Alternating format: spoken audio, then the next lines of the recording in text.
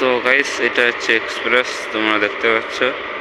আর guys নম্বরটা পেয়েছি 22211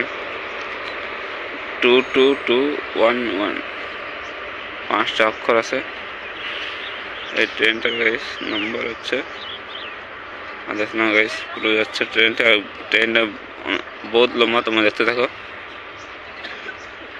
তা বলেছে কটা, 1টা 2টা 3টা 4টা 5টা